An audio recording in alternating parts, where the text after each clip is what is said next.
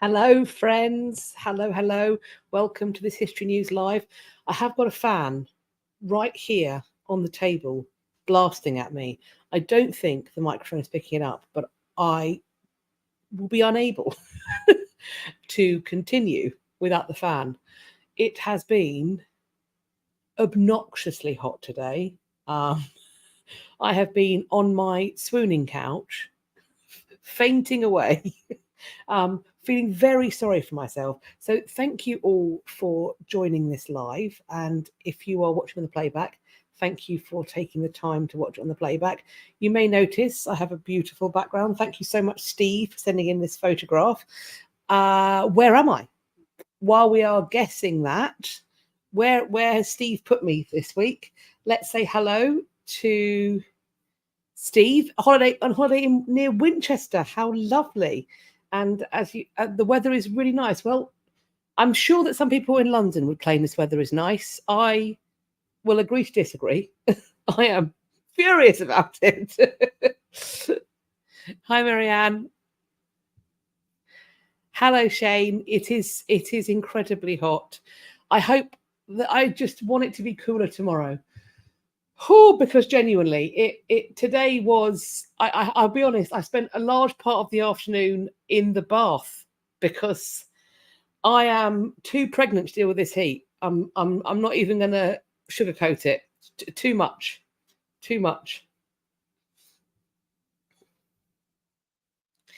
Hello, Penny and Cheryl. Lovely to see you. Thank you so much.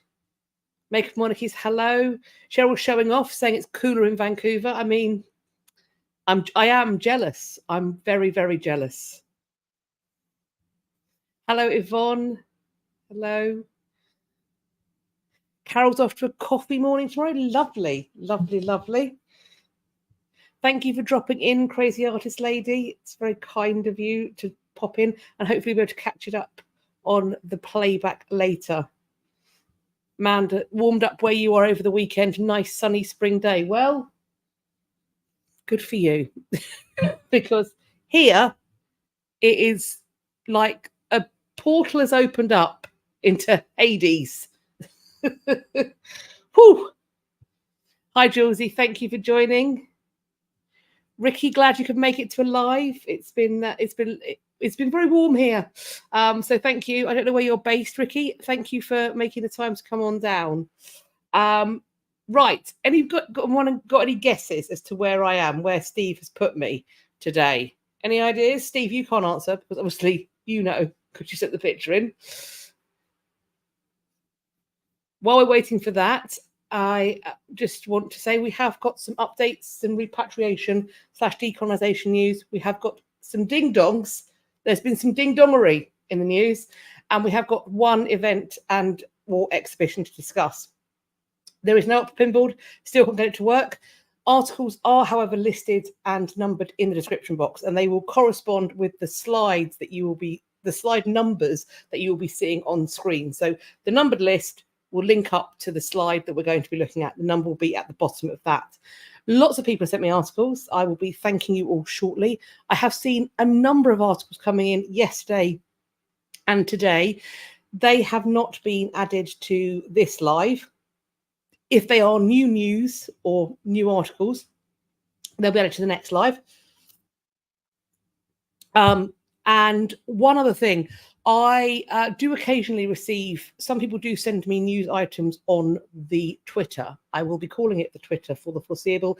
However, I am unlikely to be using it after what has been going on in my country and the way in which that platform and its owner have contributed to the disinformation and the violence that's affected people that I know and love. I no longer feel comfortable being on the platform, supporting it, putting my content on there. I am not going to close down my account, but I think I may render it inactive. So I probably won't be checking over there going forward until there is a substantial change or alteration. We've got some guesses coming in. So if you do want to send me news items, please do email them over to me. That my email address is linked in the description box. If you want it, it is Reading the Past with Dr. Cat at gmail.com. And we have got, I believe, the first person to come in with it. Penny, indeed. Blenheim it is. Blenheim it is. Carol also got it. Blenheim is the one. Thank you very much. Manda, do I see things if I'm tagged on Instagram? I don't think I do. People have told me they've sent me news items on Instagram, but they haven't come through to me in a particularly effective way, put it that way. And I don't know how good Threads would be, because I am going to be using Threads in place of the other place. But yeah, the best way to get it over to me is to just email me the link if that's okay with you. Thank you very much. Right. I have it set up so you can't send me links on Instagram. Well, I'd love to tell you I know how to change that, but I don't. So just email me them. Thank you so much. Right. Let's start as we mean to continue. I've got some thanks to give out, and then we're going to hop straight into this news. This is everybody who sent me news items that are being featured or that I have seen this in the last couple of weeks. Thank you to my name twin, Kat. Thank you to Jenna, Jessie, Yvonne, Kathy, Beth, Alicia, to Shane, Kelly, Joseph, Sarah, Jayne Doe Snudpuckle, to Mara, and to Jayne. Thank you ever so much. And let us, without further ado, hop in to our updates. We have some Parthenon marble update, potentially. We've talked previously about the scans that have been done of the Parthenon sculptures in the British Museum. We've talked about them then being 3D printed, and it seems like it's taking a positive step in the direction many of us would want to see happen. These 3D replicas of the marbles are intended to be donated to the British Museum in exchange for the return of the original sculptures. The British Museum shut down the official requests originally to get the 3D scans done. However, they went in and did it in, quote, guerrilla style. They claim to have read the regulations, and it says specifically the visitors may use 3D scanning equipment in the museum, and they may use the product of those 3D scans for any non-commercial purposes. Quote, boom, we're done. So we went in, made the scans for the Parthenon sculptures. The individual behind it, Roger Michael, said that these replacement sculptures would allow the museum to show people what they originally look like so they could paint them. And this is one of the things that I talk about, is that actually putting replicas on display gives you more leeway into how reconstructive and experimental you can become with it. So, of course, it is important to have the originals, but quite why those originals have to be in the British Museum is a big question, particularly if you're going to be so resolute in having the originals, then surely place and location of those originals, particularly when you have a purpose-built location that connects to the original site, I would argue makes more sense. So in 2022, the British Museum made clear that it was not on board with this idea. However, since then, things are starting to shift and change. And the museum has flagged that it does want to develop a, quote, Parthenon partnership with Greece that could see marbles being displayed in both Athens and in London. So one wonders whether these existing 3D printed replicas could be the answer that we are looking for. We have, of course, discussed that Ottoman record of the righteousness of the sale has also recently been called into question. There's been a lot of advocacy going forward for this. So we are going to keep our eyes peeled and see what's going on.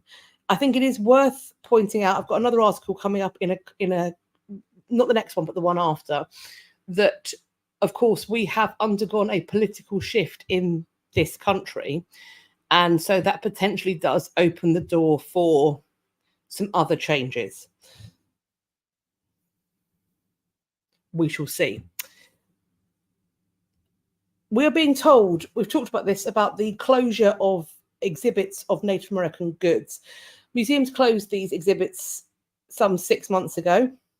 We are learning, though, that the tribes are still waiting to get these items back. The American Museum of Natural History has, for example, a wooden doll that we are told has a really sacred place among the tribe whose territories once included Manhattan. For 6 months, it's been hidden from view.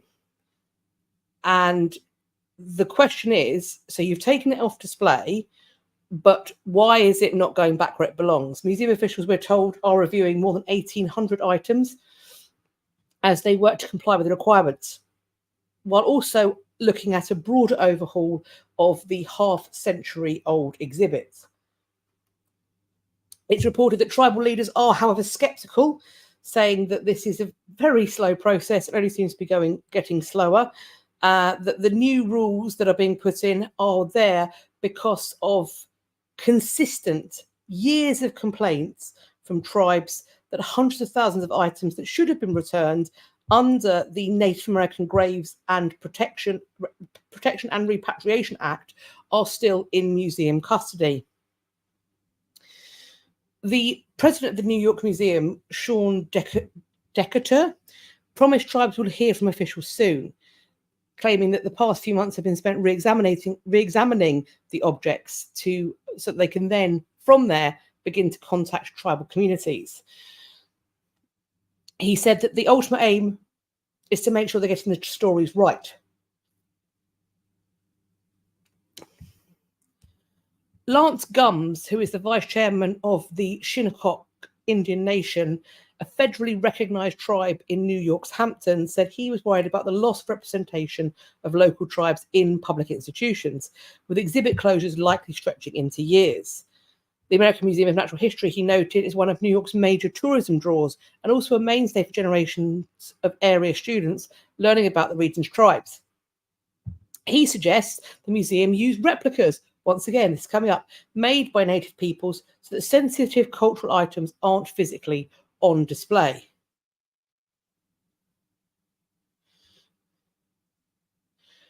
He pointed out, I don't think tribes want to have our history written out of museums. There's got to be a better way than using artifacts that were literally stolen out of grave sites. I completely agree. And this is the thing, that the threat that's levied against people who are calling for repatriation is, well, these are the museums of our nation, and if we send items back, it erases the history of the indigenous people who were here before much of this nation arrived. However, this is once again where replicas step in, but also, and I think most vitally and importantly, no conversation about us without us. That needs to be front and center. So when it comes to museums like this one or the British Museum or whatever else, telling stories, representing the history of peoples, that has to be done. That representation, that conversation has to happen with those people involved. When it comes to the replicas that are made and chosen, when it comes to how they are displayed, what context they are put in, how the narrative is woven together, the way the walls are painted, whatever it may be, from how it's lit, whatever factors, those ideas matter. And it is the responsibility of these institutions that have profited for decades off of displaying stolen artifacts to do it correctly.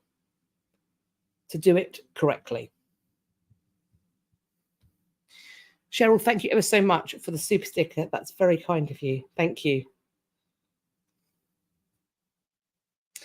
When it comes to the British Museum, yes, and this is a big issue. I mean, I can't speak to what goes on in other countries, but in London, lots of our big museums, the people who are sitting in charge of them are at best, politically plugged in, and in some cases, ex-politicians. So these are political, there is always going to be a political agenda behind this stuff. Adrienne, yes, this is exactly what I'm talking about. The Indigenous people have a right to decide what is displayed, in what order, and how its story is told. I fully, completely agree. Chuck Hoskin, chief of the Cherokee Nation, said he believes many institutions do now understand they can no longer treat Indigenous items as museum curiosities from peoples that no longer exist. The leader of the tribe in Oklahoma said he visited the Peabody this year after the university reached out about hair clippings collected in the 1930s from hundreds of Indigenous children, including Cherokees, who were forced to assimilate in the notorious Indian boarding schools. The fact that we're in a position to sit down with Harvard and have really meaningful conversations, that is progress for the country, and that is also undeniable. While it feels like this is moving at a glacial pace, that we are creeping through treacle, these conversations were not happening with any form of seriousness on a kind of global scale 2 decades ago. I mean, obviously NAGPRA was put in, but clearly not taken all that seriously. There is real momentum behind it, and I think in large part we have to acknowledge that the momentum behind this is because it was made into a cultural zeitgeist moment. And for me, and I can't remember which comes first, but at some point I'll probably do some kind of study on this, the cultural effect of two moments when it comes to what I see as a fairly widespread acceptance, particularly in the UK, because that's what I know, but also seemingly if we look at the States with what's going on with Alvin Bragg, etc., that there is a concerted mind change whereby repatriation is accepted as the way forward in most cases. And I think that potentially two things have been really vital in that sea change being something that happens, in people even being aware of it. One is the discussion the John Oliver discussion where he talks about stolen stuff in museums. And that's arguably connected to the podcast and now TV series Stuff the British Stole. But I think the thing that really probably catapulted it into the very, very mainstream is that scene in Black Panther where they're in the British Museum.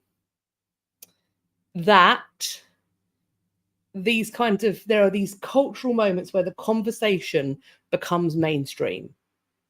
And I think that they do mark a real turning point. And hopefully things will pick up from there. The Baker says, quote, that these items have a spirit. It's a living being. So you think about it being hung on a wall all these years in a static case, suffocating for lack of air. It's horrific, really.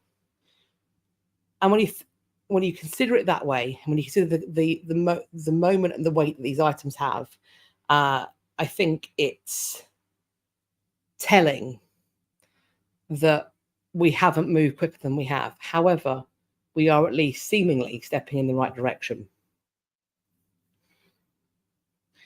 On this, we are hearing, and we've got Keir there front and centre, a window opening for the return of the Parthenon sculptures. Indications that the Greek government has been receiving over the past few days regarding the potential to borrow the Parthenon sculptures from the British Museum confirm the improvement Athens had anticipated following the establishment of Keir Starmer's Labour government in London. Chris Bryant, who is Minister for the Department of Culture, Media and Sport, delivered the message in response to a written question to Parliament. He stated that the British Museum's management was responsible for deciding whether or not to lend the statues, while also mentioning the, quote, constructive cooperation that George Osborne had, who was the head of the museum, had with the Greek government. The Times over here in London points out that in a related article, this response represents a clear change of tone from the previous Conservative government.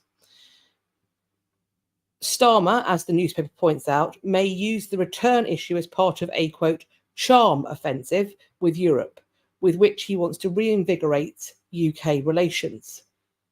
Of course, we're told Labour does not intend to change the law that provides for the export of antiquities from the country's museums. In all their references to the issue, they use the term borrowing.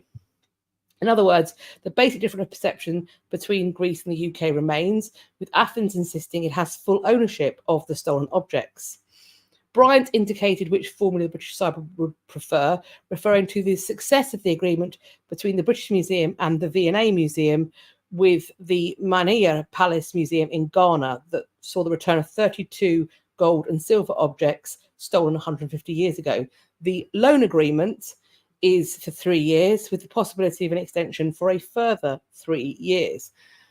I think that the British Museum and the government, regardless of what colour party they are, whether they are Labour, Lib Dem, Conservative, this has now reached such a fever pitch that they are going to be very loath to say that they are returning the items. They are going to want to try and force Greece's hand into accepting a borrow agreement. However, it would not at all surprise me if there was a backroom deal going on, whereby a lend to own agreement begins. I think once these items are out of the country and the British Museum fills the space of the stuff in a new permanent gallery or perhaps a new temporary gallery, I think what we will see is, particularly when the furore over it dies down, there will be quietly pushed through a recognition that these items should always have been in Athens and that they belong to Athens. And it probably won't make much news over here. It may not even make much news over in Greece. It may be allowed to quietly just pitter through. I do think we are on the path of negotiation. And I think a lot of the negotiation that's going to happen, I wouldn't be at all surprised if it happens away from the view of the public, which I don't particularly like, but it doesn't necessarily mean that it doesn't get the job done. So we shall see. LA's Fowler Museum has returned 20 artifacts to the Warramungo people of Australia. These are items, we are told, of significant cultural importance. This community is from Australia's Northern Territory. The handover was done in a ceremony. There were university officials, elders from the community, and representatives of the Australian Institute of Aboriginal and Torres Strait Islander Studies.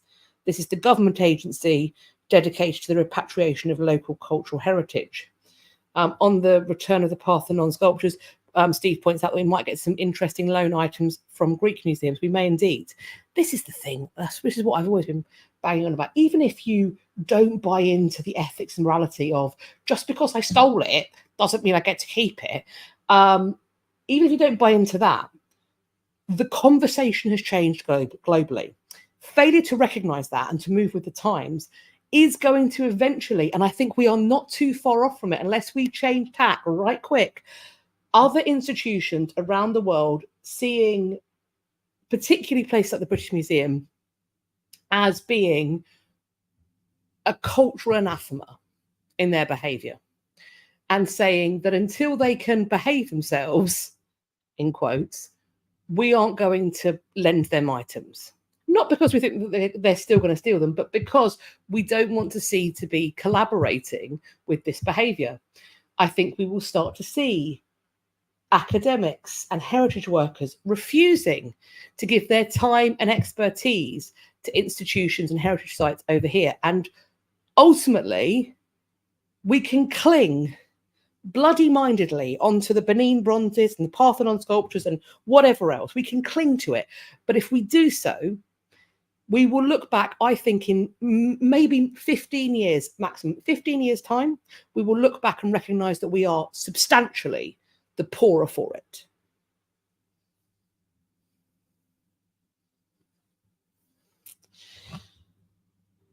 However, that's not something that LA's Fowler Museum is going to have to deal with when it comes to their dealings with Australia.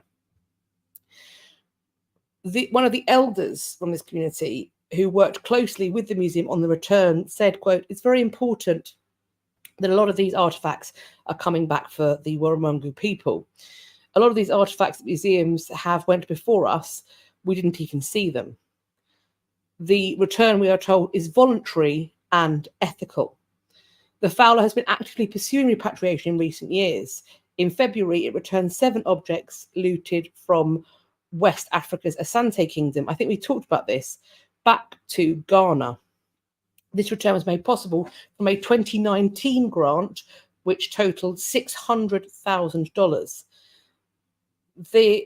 Some 7,000 objects from the Mellon Foundation.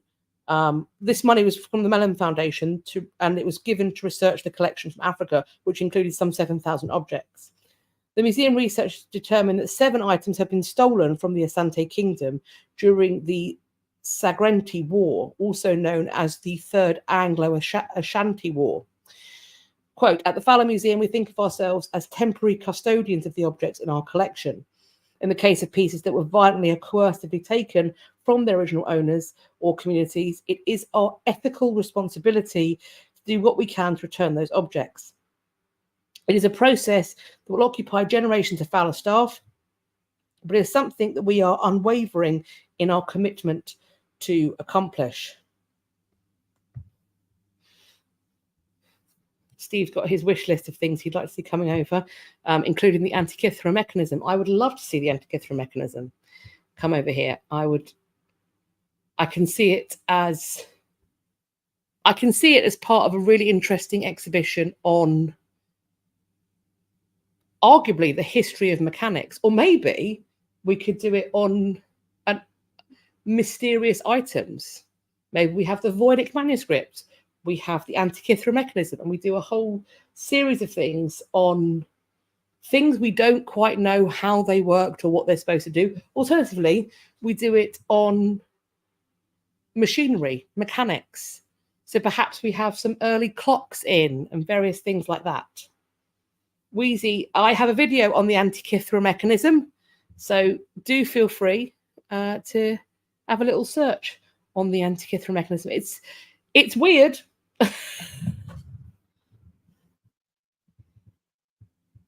Yes, it is. It is believed to be the start of mathematical computing. A potential navigational device. They are still debating whether it's lunar or solar currently. So, yeah, very interesting. There's still mysteries attached to it. Not quite the same as the Voynich manuscript, but mysteries nevertheless.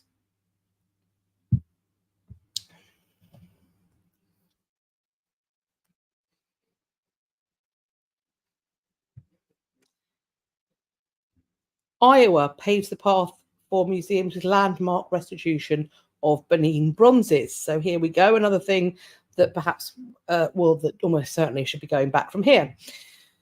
The University of Iowa's Stanley Museum of Art is the first North American museum to formally return the Benin bronzes in its holding directly to the current Oba, the Oba of Benin. The Oba is the ceremonial leader of the Edo people. The objects in question are a wooden altarpiece and a brass plaque, originally plundered during the British siege of the Benin Kingdom in 1897. In 2020, the Stanley Museum established a dedicated provenance research role to investigate its collection for looted objects. Subsequently, student researcher and museum staff member Mason Colum identified the origins of the Benin bronzes. And then in 2022, the Museum Collections Committee and Advisory Board voted to formally remove them from the institution's buildings. Quote, the violence and loss associated with these objects can never be forgotten. To acknowledging this tragic chapter in history and using it for a catalyst for positive change. For decades, the Oba of Benin and Nigeria's various governments have made efforts to retrieve their lost cultural heritage. Around 5,300 Benin bronzes are currently dispersed globally across 136 institutions. The British Museum notoriously holds the largest grouping. They have 944 of the objects. There is the Digital Benin online database that is keeping track of these things. We are told that part of the recent lag in restitution efforts has stemmed from a lack of clarity over the rightful owner of the Benin bronzes. So whether this is the Nigerian government or indeed the Oba of Benin, and there is debate over that. In terms of other restitution efforts, we are informed that relationship building can be, quote, slow and painstaking work. But there are museums that are committed to doing it transparently and establishing practices that other museums can follow. The Stanley Museum of Art, the one that's being discussed here, and the work that's being done there opens the door to many more restitutions from American museums directly to the Royal Court of Benin.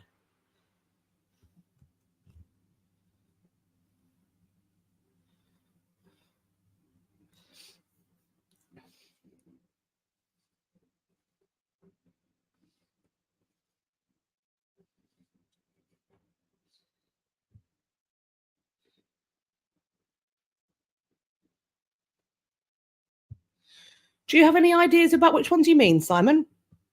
Which British items the Americas have taken from the UK? Is there anything specific that you would like to be repatriated here? Because I'm not necessarily against it. If they were, I have to say I don't quite remember the people of the Americas violently invading and colonizing Great Britain and expropriating their items and objects. But if you know differently, please do let me know.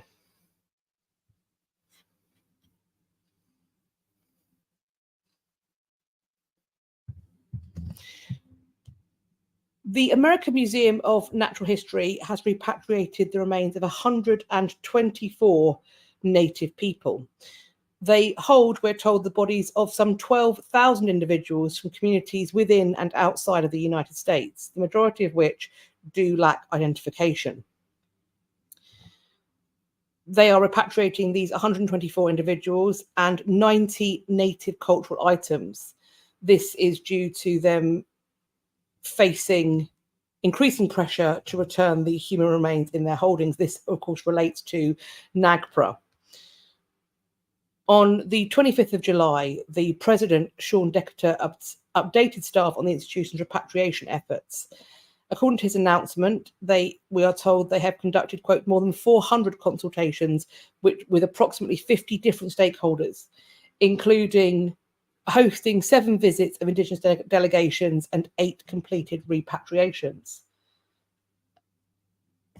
A hyperallergic investigation last year found that the museum's collection of around 12,000 remains from communities within and outside the United States includes the bodies of Black New Yorkers acquired from medical schools in the late 1940s.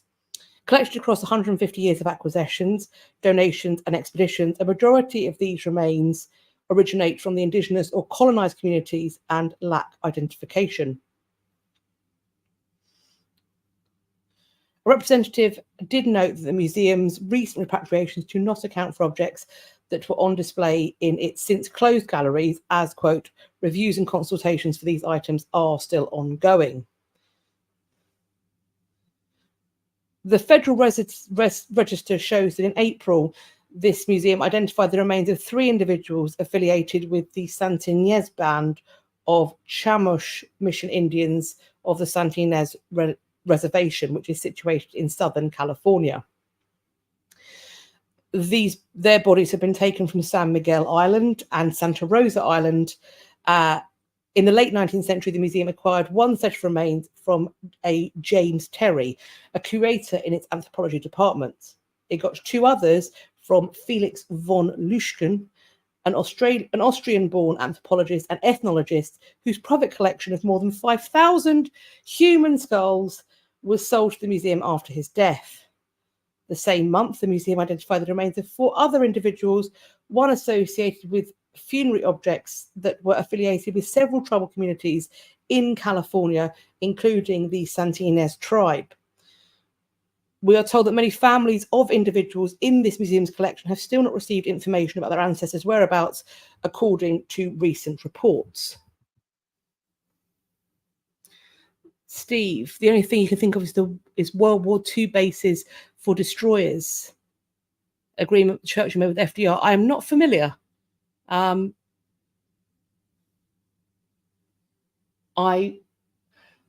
my husband sort of texted mentioning first folios, and of course the Folger has a whole number of first folios.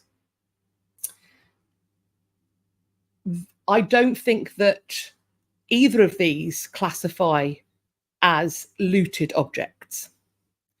We can certainly discuss and question, but I think when it comes to, for example, the complete works of Shakespeare, those, when you have made a concerted effort as a nation to export those wares as a means of spreading your, what's the word I want to use? Your cultural sense of your own superiority as far as the eye could reach, I think when you have done that with them, your sole ownership of as a cultural object of your own nation is somewhat disrupted. It served us to make Shakespeare global, for example. I don't think we now get to claw it back as being something that belongs solely to this island. It is now gone far beyond that. And yes, the destroyer bases, my husband points out, they weren't looted, but we were heavily disadvantaged in the talks. No doubt. I think there was almost certainly one hand behind our back. And I think there's perhaps a question about that.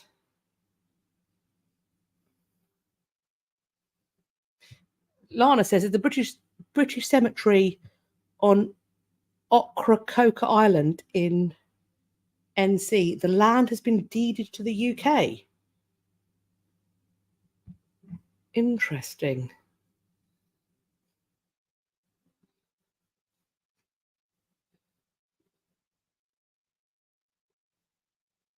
We apparently gave the US a lot of documents to store during World War II. NC being North Carolina, thank you. Yes. I think, though, giving is different to looting. Would it be preferable for those things perhaps to be returned? If they belong in our archives, if they're part of our national story, then perhaps we can have those discussions. Cheryl, I also dislike having human remains on display.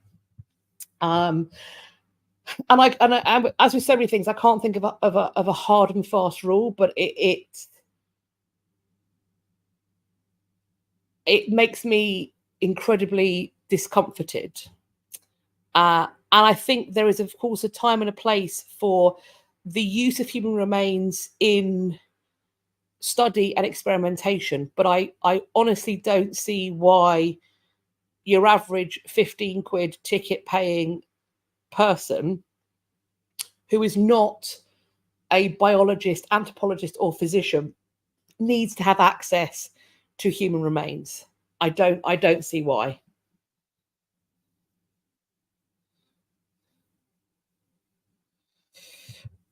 Simon, we've discussed replicas already. I think also it's worth pointing out that particularly beneath our museums, in the stores and archives of our museums, we have racks, shelves, storage units full of items that have not seen the light of day for 50, 60, 100 years. The fact that they're like, oh my goodness, we found a thing. We didn't even know we had this, because they have so much stuff that never gets seen. We will not run out of things to display. We will not run out of things to display.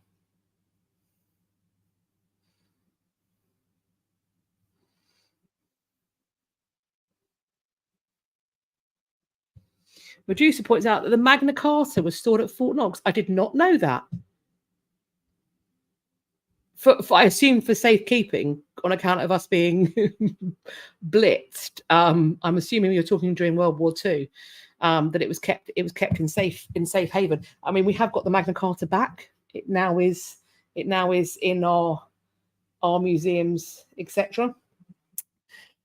I've often said that we do need to potentially have a kind of modern day monuments men, whereby if a place is in danger, the things that can be stored and saved need to be taken out for their safety, preferably with the curators who have cared for them.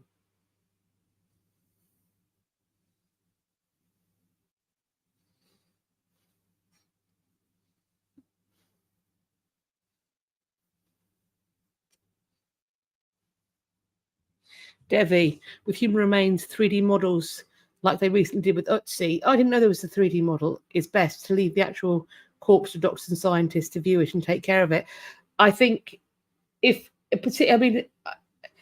we can't reinter remains for some reason in a way that is appropriate to what we know of the beliefs of the individual, that is, I think, the best case scenario. For me, the best case scenario, though, is the deposition of human remains according to the funerary practices that person would have felt meaningful.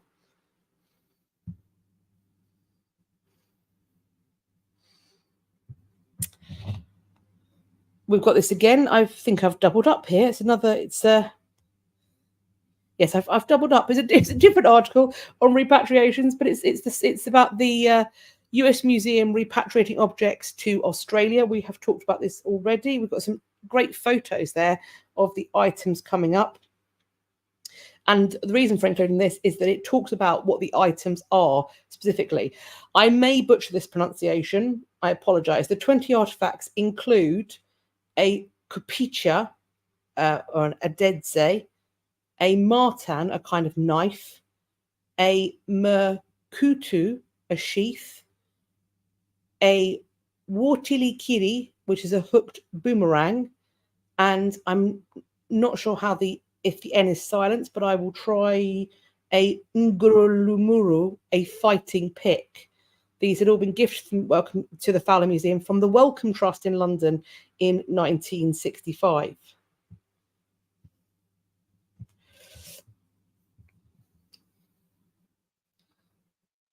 Richard Cooper, what about the relics of saints in reliquaries? Do they belong in museums? There we get into, first of all, what are the relics of the saints? Because there are so many pieces of the true cross that it would have been enough to, I think, didn't they say crucify about 5 people? There's enough saints' blood that's actually duck's blood. So first of all, I don't know if relics are actually human remains, first and foremost. If they are, we would then have to figure out, I think, are these connected spiritually to the religion that they are being presented as? Quite possibly. In which case they potentially belong to the church, the kirk, not the kirk, of course, because that's Presbyterian, but the church or the temple or wherever they would belong to as part of their faith.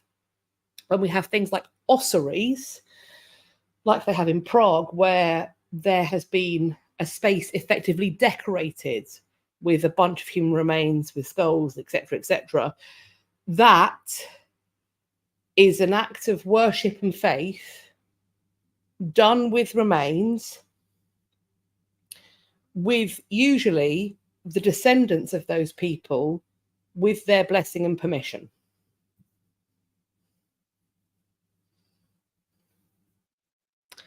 So when it becomes in the same way when you have catacombs displaying bodies of saints that are inviolate and uncorrupted, that becomes a deposition of human remains in a way that is connected to faith, belief, ceremony, etc.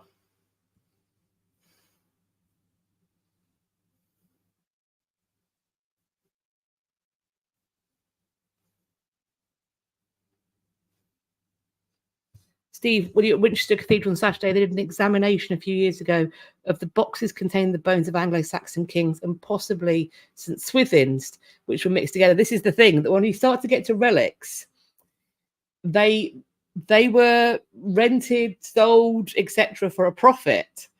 So the making of relics became big business.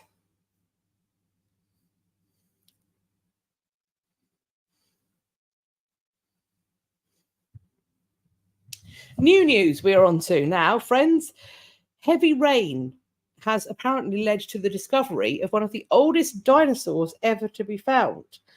One of the oldest dinosaurs discovered might have been just delivered by torrential downpours in Brazil.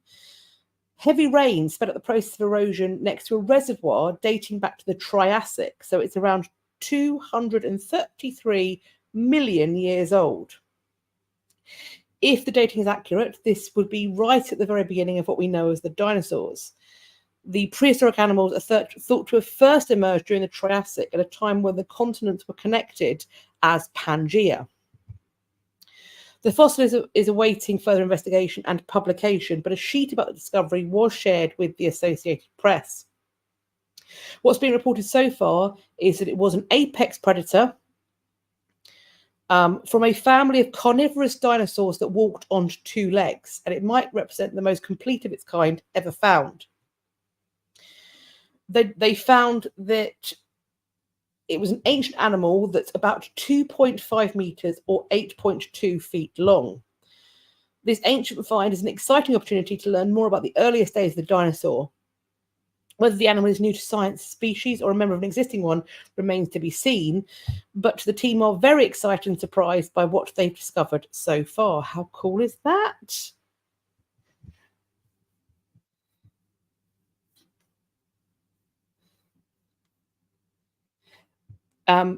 Make monarchies. Did I find out about the first mention of dragons? I got sent a email about it with a video attached that I still have to watch.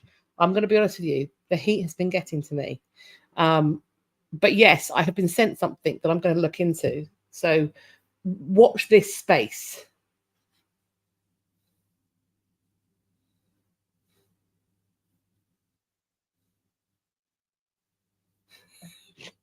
Brian suggests that we can maybe finally close the case on who killed this dinosaur and see them brought to justice.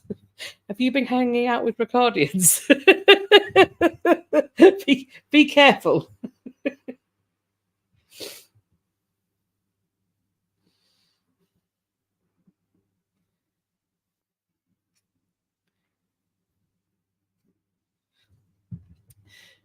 Fossils suggest that even smaller hobbits roamed an Indonesian island around 700,000 years ago.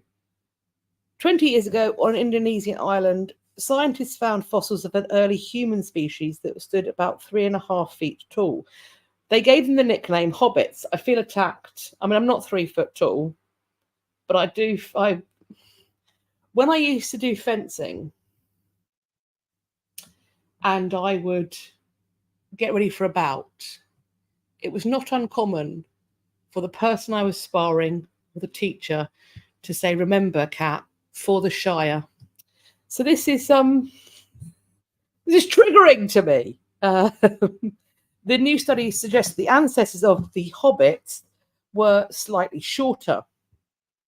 We did not expect we'd find smaller individuals from such an old site. All right, chill out. The original hobbit fossils date back between 60,000 and 100,000 years.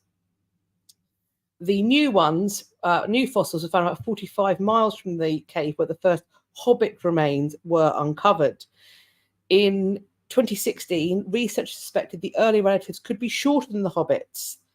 And a further analysis on a tiny arm bone and teeth suggests that they were, in fact, 2.4 inches or 6 centimeters shorter, and they existed 700,000 years ago. Blimey, O'Reilly, governor. Researchers have debated how the Hobbits evolved to be so small because, do you know what? Being small is an advantage. I am stealthy. When I'm not talking, I am quiet. I can sneak in and out. I'm like a whippet. We're told that they are thought to be among the last early human species to go extinct. Scientists don't know yet whether the Hobbit shrank from an earlier, taller human form or from an even more primitive human predecessor. We're told the question remains unanswered and will continue to be the focus of research for some time to come.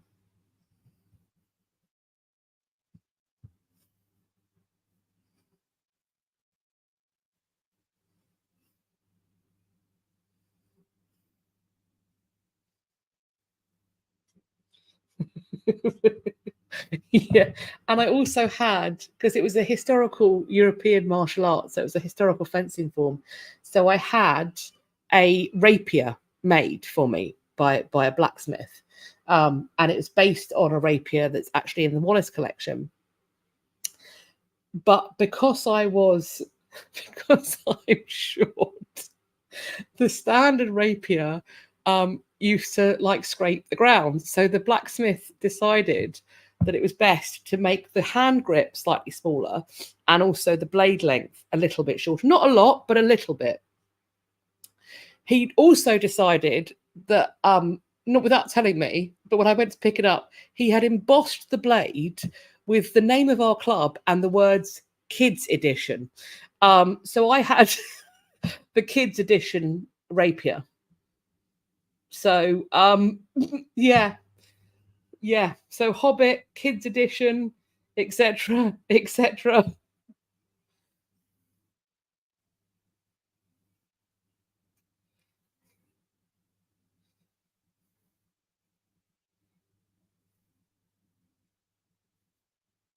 Looking at some Hobbit pride. Absolutely. My feet aren't that hairy though, so I don't have hairy hobbity feet. Mighty Mouse, I love it. I got called Danger Mouse. That's what I got called a lot as well. Simon showing off. I mean, look, I think that being at the extremes of height is really annoying. Everything in life is designed for an average person. And an average person is not 5 foot nothing or 5'4", and they're also not 6'4". So for my mind, finding trousers that don't require half a foot to be taken off of them is difficult. And I'm sure, Simon, finding trousers that don't need half a foot added to them is difficult because the world is not bespoke. It used to be bespoke. It's not bespoke anymore. I do have to confess that actually in my first pregnancy, I grew. So I was 5'2" and some change. I am now 5'4". My feet are also a size bigger, so I've just thrown away a bunch of shoes because they no longer fit. So yeah, I've gone 5'2" to 5'4".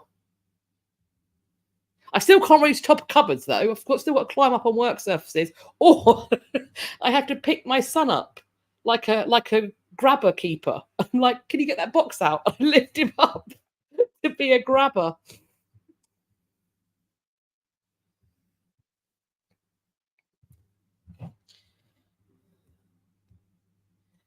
A princely tomb has been found in an acropolis in Italy.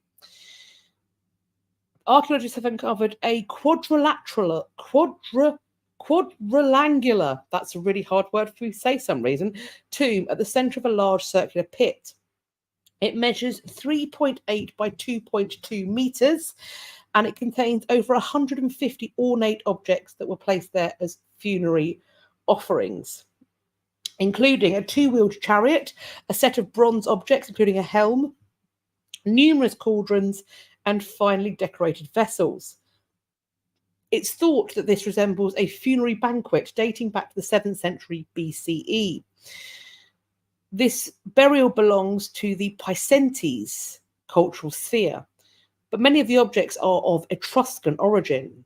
The Picentes lived from the 9th to the 3rd century BCE in an area named by the Romans as Picenum. Picenum is located in the area between the Foglia and Aterno rivers, and it's bordered to the west by the Apennines and to the east by the Adriatic coast. Archaeologists suggest this latest revelation shows that the Picentes had strong trading links with their Italic neighbours and shared cultural exchanges and relationships. This excavation is part of the Archeo Nivola project. It's a collaboration directed by the University of Bologna and in collaboration with the municipality of Corinaldo, and in agreement with the Superintendent of Archaeology, Fine Arts and Landscapes for the provinces of Ancona and Pesaro Urbino.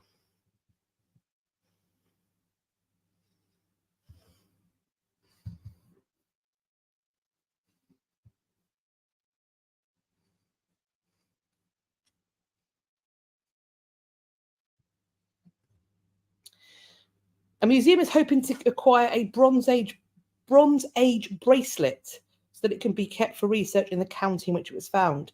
This was found in Dorset. It dates to between 950 and 750 BCE. This artifact is going through the treasure process. It's been valued at £1,200. So far, Dorset Museum has raised £720. The Dorset Museum said acquiring this significant find would broaden its collection for researchers. And it's a gold bracelet that appears to have been deliberately cut and folded around itself before being put in the ground, which is thought to have some kind of social meaning during the Bronze Age, where many metal objects were modified before being deposited. The museum said it provides evidence that this modification of gold objects continued in Dorset into the late Bronze Age. It said the bracelet was also significant because the majority of Bronze Age and bronze objects have so far been recovered from the northeast of the county around Cranbourne Chase. A spokesperson said, if we are unable to raise the remaining funds for this item, it's likely to be sold privately outside the country, with the potential for research on the item being lost.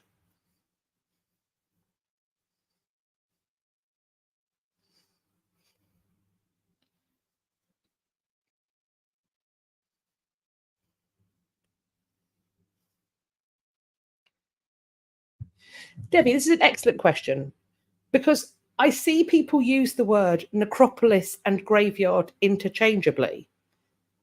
And that is sort of how I envisage it. But now you have asked the question, I'm wondering if there is a distinction between those two terms. So if anybody knows, is there a difference between necropolis and graveyard? And if so, what is it? I would be very interested to know.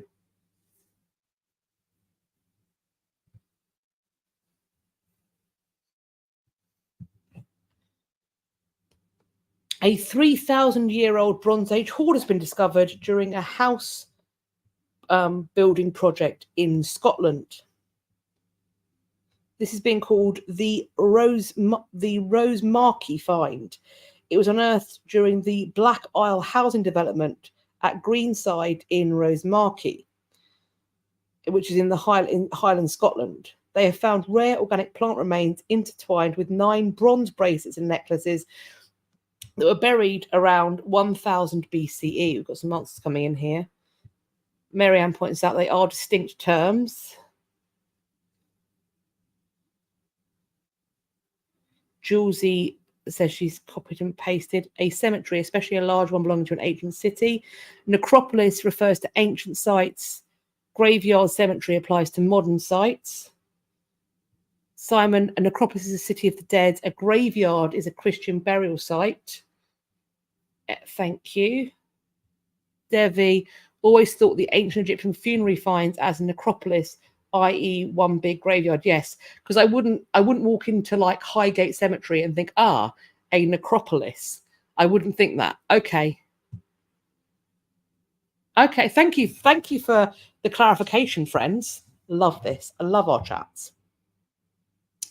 So this find, we are told, provides invaluable insights into the lives, beliefs and practices of Bronze Age Highlanders. The hoard is particularly noteworthy because it was found in the middle of a Bronze Age village, which included 6 roundhouses and a Bronze Age cist grave, rather than being an isolated find with little context to explain it. The analysis of this, with they believe, will add to what has been gleaned from another Bronze Age hoard excavated in Carnoustie on the east coast of Scotland. That's not how you pronounce that. Also found within a Bronze Age village. This may altogether reveal aspects of Bronze Age culture apparent across Scotland.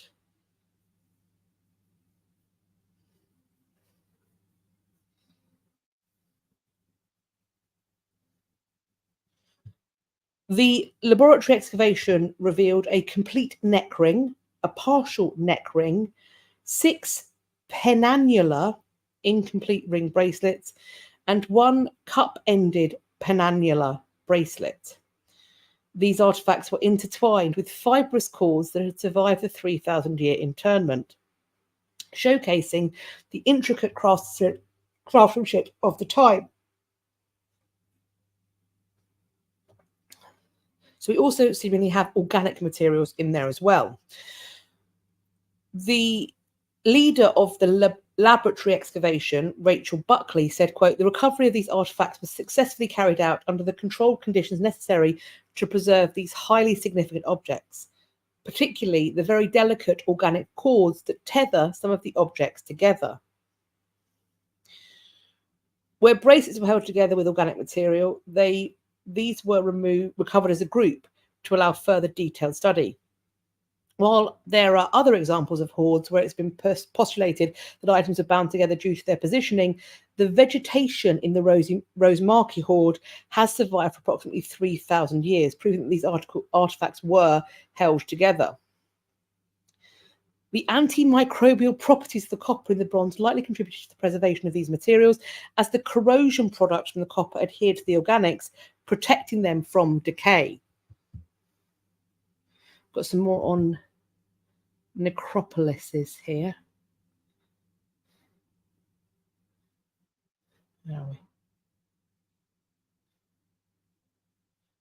Brian's got a quote: "Necropolises go beyond the individual graves of cemeteries. They are expansive burial sites that might include tombs, mausoleums, and structures of varying sizes and architectural complexity."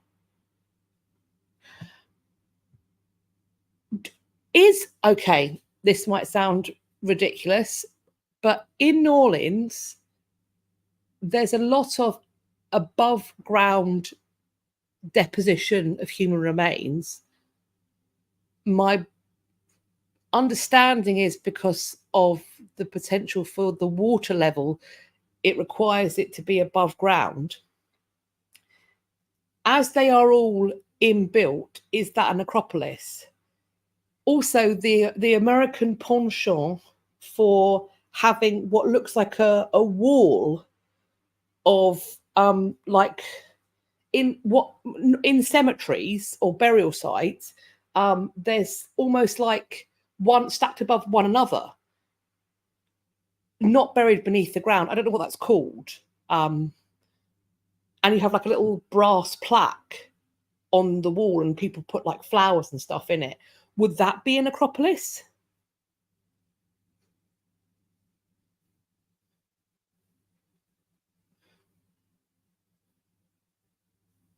I'm wondering. Yeah, Steve, this is the high water table in New Orleans. Does that, so everything has these incredible, like I've never been, I want to go. I've seen film footage of those cemeteries, but are they in fact necropolises because of the architectural side of things? Oh, Yvonne, the wall is called a columbarium, specifically meant to hold cremated human remains. I did not know it was cremated remains. Oh, but not always, right? Because the whole thing about Marilyn Monroe having that creepy guy buried above her, that's not cremated remains, is it?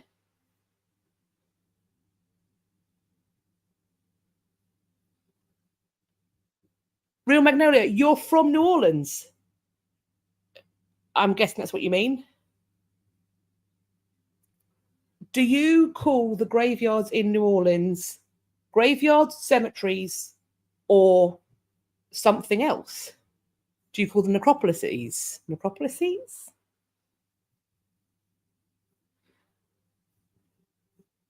The thing I'm talking about, it depends on which cemetery and how old it is.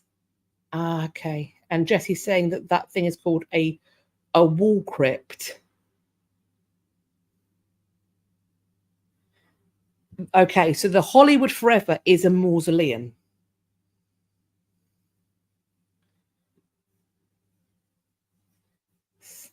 It's lots of.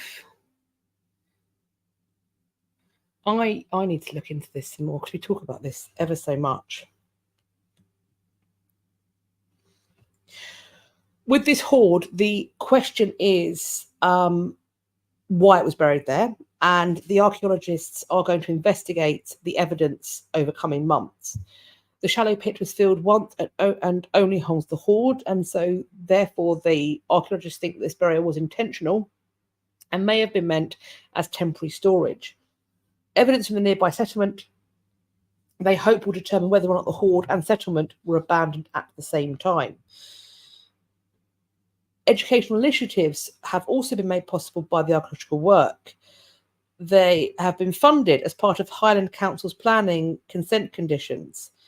They are going to be educating students at Fort Rose Academy about the historical significance of the hoard. And a permanent feature that tells the stories of the discovery, encourages community involvement, and informs visitors about Rose Marquis's Bronze Age is also being planned. So, as and when we hear more about that, and if there's any way to get involved, I will, of course, let you all know.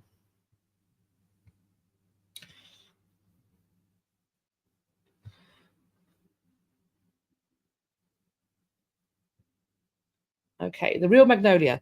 They are cemeteries, but mausoleums are located inside the cemeteries. Okay.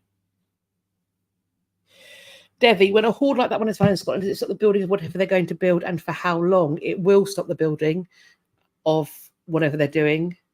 And good question as to how long. I think it depends on a few things. It will lead, usually, I believe, I'm not an archaeologist, and I'm certainly not an archaeologist working in sites development for house building or whatever.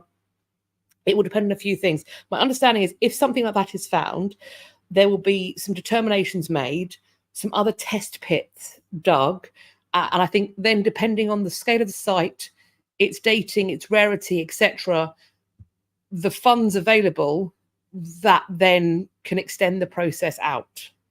But I think it's when it comes for how long, that's a how long is a piece of string argument, I think, question rather. Jessie, a graveyard is attached to a church. A cemetery like Highgate is its own property. Interesting.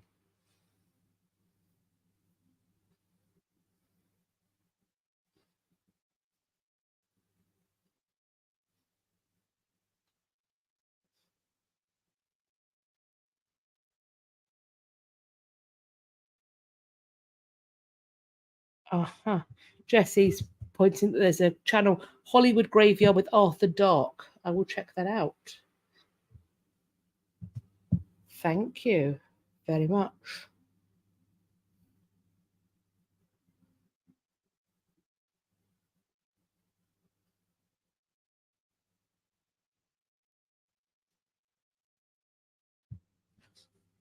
Have I heard any updates on the will legislation? Remind me. There was supposed to be an update in July, but never heard back. The will. Can you remind me what that's about, please? And I will. I think if the will legislation. I don't remember what you were talking about. Apologies. I will be. My brain is somewhat soupy currently. A pot of gold has been found, buried for 2,400 years. I don't believe there was a rainbow in sight, but maybe there was. A group of Michigan archaeologists working in Turkey found an ancient trove of gold coins. These have been hidden beneath a house in the former city of Notion, which is now in western Turkey. They've been there since the 5th century BCE. Each gold coin, called a daric, showed the figure of a crouching archer. At the time, the Persian Empire typically used darics to pay mercenaries for their services. Quote, the discovery of such a valuable find in a controlled archaeological excavation is very rare. No one ever buries a hoard of coins, especially precious metal ones, without intending to retrieve it. So only the gravest misfortune can explain the preservation of such treasure. The researchers had no explanation as to how the coins came to be left by their original owners. When they were in circulation, the Greek city-state of Notion was part of the Persian Empire. Conflicts in the city-state and neighbouring states at that time prompted the common use of mercenaries.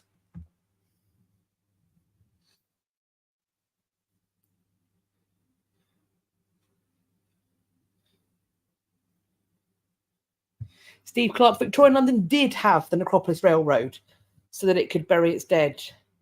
Indeed. And that, my understanding is that train line, the tunnels, have, at least in parts, are still accessible on particular tours.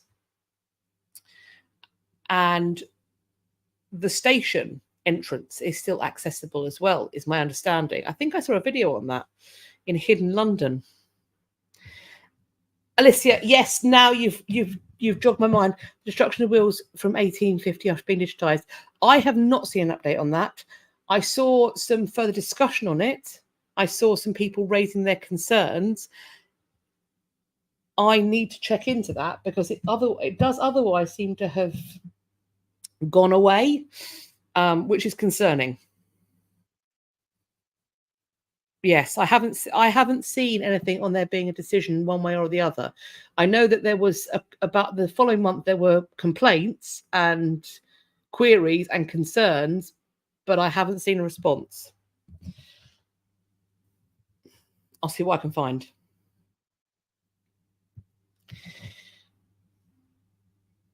Italy's Roman Appian Way has been included in UNESCO's World Heritage List. This is the country's 60th entry on the list. The Appian Way is more than 800 kilometres or 500 miles long.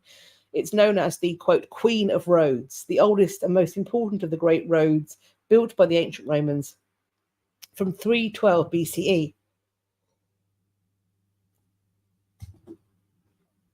The Appian Way, we're told, was a revolution in road construction, quickly becoming the most important roadway connecting Rome with the southern part of the peninsula. The bid for its inclusion in the UNESCO Heritage List was prepared by Italy's Culture Ministry, and it was declared successful during the 46th session of the World Heritage Committee, which took place in New Delhi. The road, composed of 22 parts, is an ensemble of engineering works, illustrating the advanced technical skills of the Roman engineers and the construction of roads, civil engineering projects, infrastructure, and sweeping reclamation works, as well as a vast series of monumental structures. Today, the Appian Way is not only a big open-air museum that was started in the 1800s, but also an immense green area, a place where Romans and tourists go for leisure time, biking, hiking, and visiting monuments. The whole area is a protected archaeological park.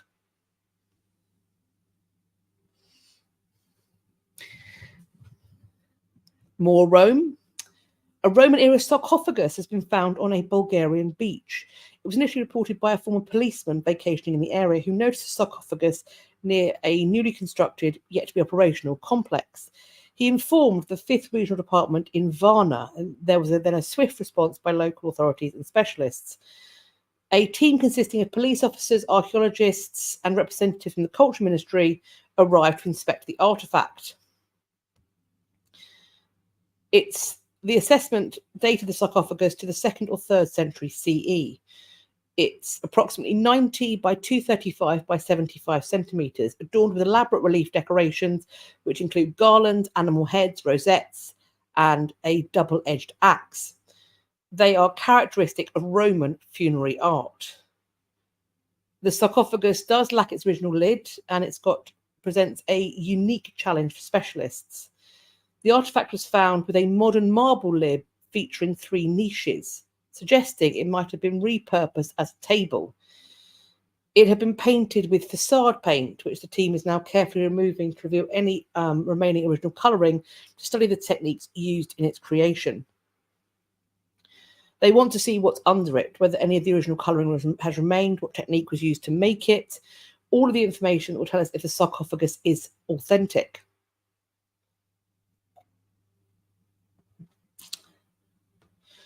The sarcophagus has been transported to the Varna Archaeological Museum, requiring the assistance of the Regional Department for Fire Safety and Civil Protection.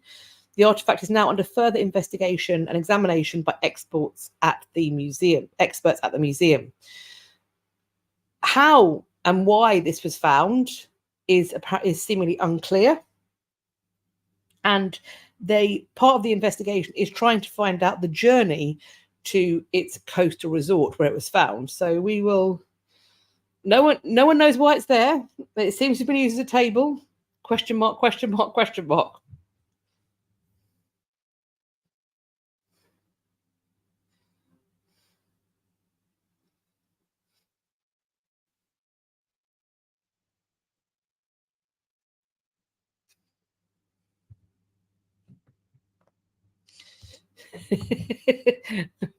Panda thinks Dracula went on vacation and left his sarcophagus behind.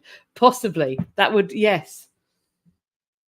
Maybe that's it. Dracula has turned his coffin into a dining table.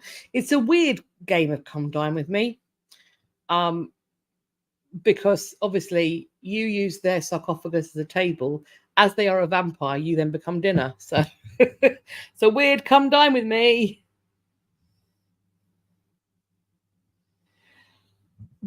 Does not surprise me remotely. There was, I can't remember which English village it was, but I can't remember, and also can't remember if it was a Roman or a medieval stone coffin or deposition site for a person was used as an animal trough. So, yep, there we go. Horse trough, for sure. People in the past were less finicky or particular about their historical artifacts. A rare ancient Roman treasure has been uncovered by metal detectorists in Poland. They have found a large cache of ancient Roman coins. The, quote, group of explorers regularly search for metal artifacts and treasures. They found a very large number of metal archaeological monuments. The rarest of the items was a small cache of Roman deniers, or silver coins. They had the face of the Roman Emperor Antonius Pius, minted sometime between 138 and 161. A silver coin with the face of that emperor's wife, Faustina the Younger, was minted in 141.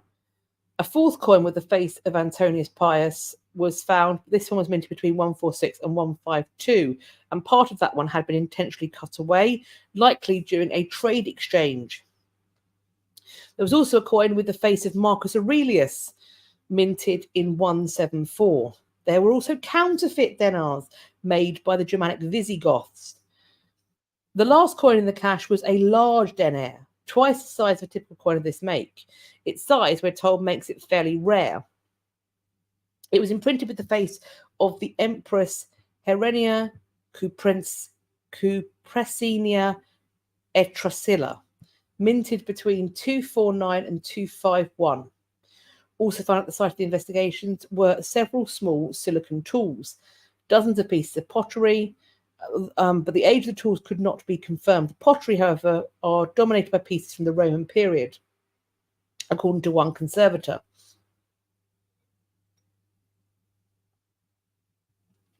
One fragment dates back as far as the early Middle Ages. Other pieces are, however, more recent. The amount of items found in such a small area has led officials to believe they are dealing with a new, previously unknown archaeological position, a very valuable scientific and conservation points. Excavation tests will be performed in the area, the conservator said, and more searches of the field are to be carried out. So as and when we get an update, I will let you know if we hear more. Brian, the Empress's name does certainly wrong. Herenia Cupressinia Etrasilla. I can't imagine chanting that in the streets if she was particularly popular. But equally, if you had a reason to dislike her, also hard to shout her name insultingly, as it's 8 miles long.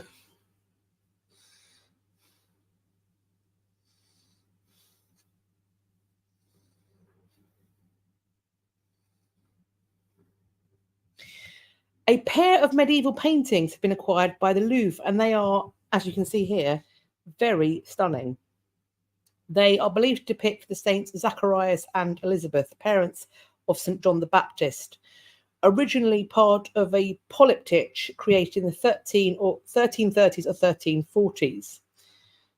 Pietro Lorenzetti, a Sienese painter, lauded his technical virtuosity and innovative naturalism. His most famous works are frescoes painted at the Basilica of St. Francis of Assisi. This acquisition was secured through a private purchase. It enhances the French Museum's collection of 14th century Sienese art. And they are absolutely phenomenal, aren't they? Incredible. What I find particularly incredible is we're talking here works that are most likely early 14th century. And the faces, they feel later, I think.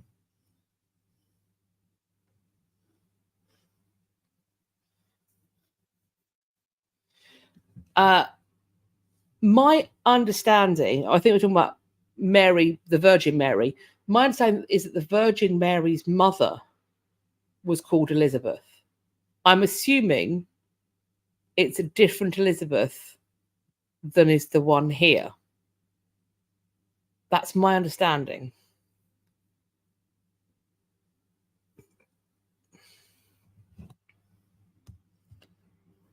A large medieval altar has been found hiding in plain sight.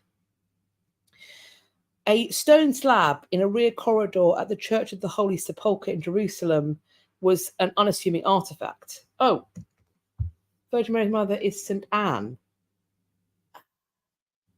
Elizabeth, her aunt. I don't know why I thought Elizabeth was the Virgin Mary's mother. Oh, I should get back on my Bible study.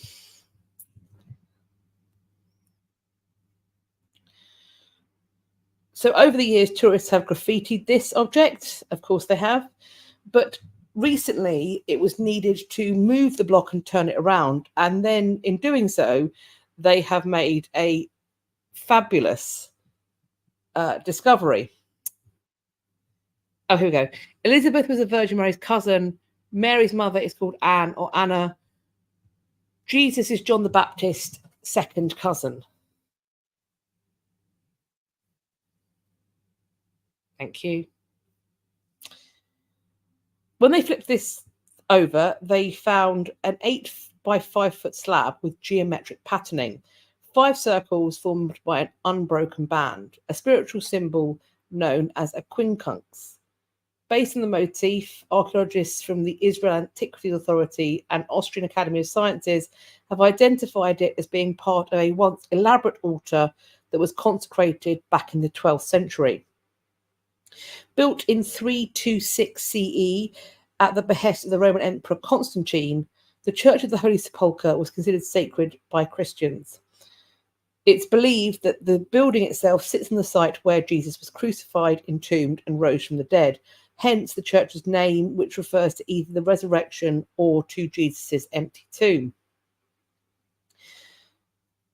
In 1149, European crusaders reconsecrated the site after conquering it in the Holy Land and installed a new high altar.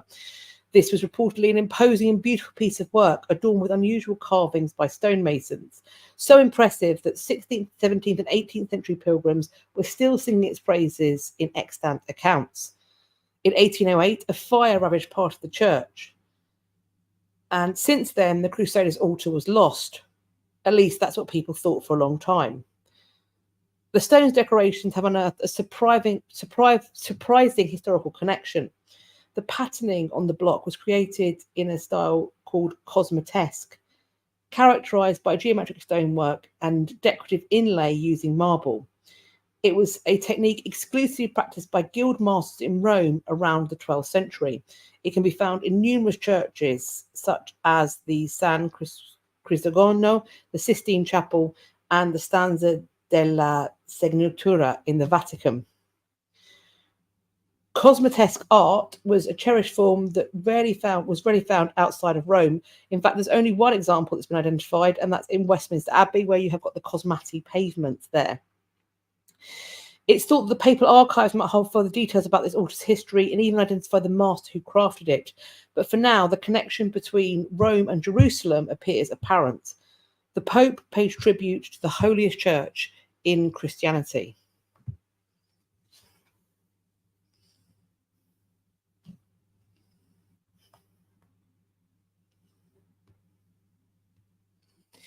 We're sticking with churches, but now we're going on to hot priests. So we've gone from the religious to the arguably sacrilegious. And what we have, a little-known erotic poet from Scotland, is set to be propelled into the limelight more than 500 years after writing about her passion for a local priest.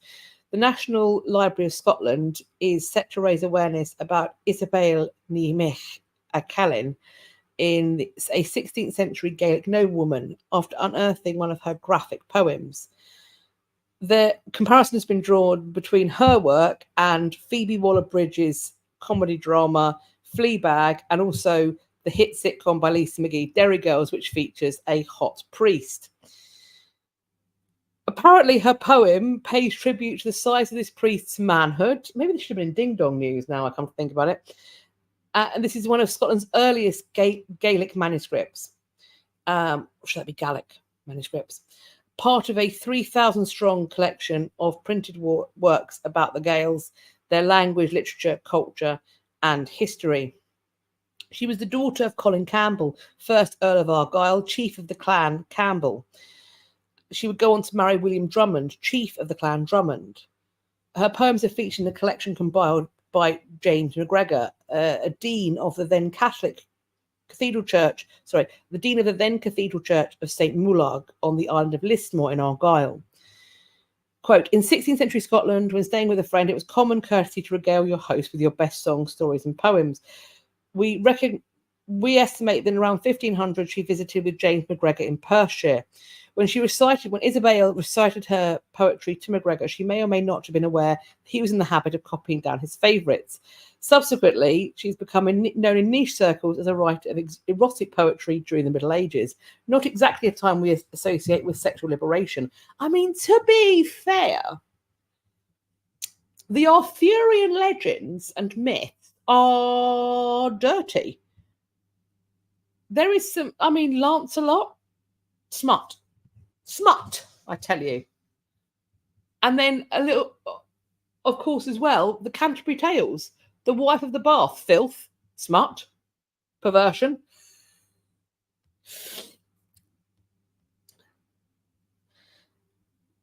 So we do have some sections from it. Translated lines of the poem include, this is perhaps not for young ears.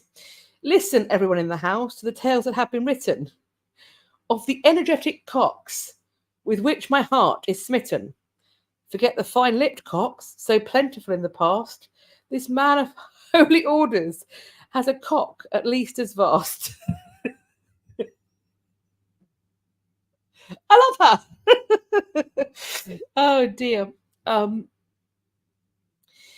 This has been known about, but only within a very small circle of Gaelic scholars. The cataloguing of the manuscript has not mentioned the poem. Indeed, quote, it has been purposely overlooked because of the major taboos it has breached. Not only is this a woman writing about sex, but a woman writing about sex to the priest. The fact that she is comfortable reciting a poem like this really does undermine some of our assumptions about women in society in that period, as I think it rightly should.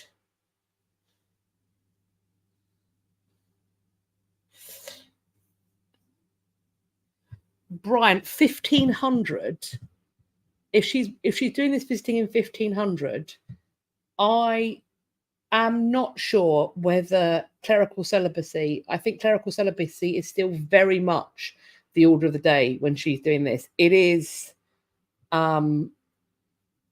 it still would have been a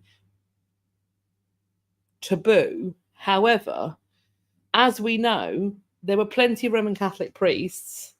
Look at you, Thomas Wolsey, who fathered children, and it was not a secret. Well, it was an open secret, shall we say?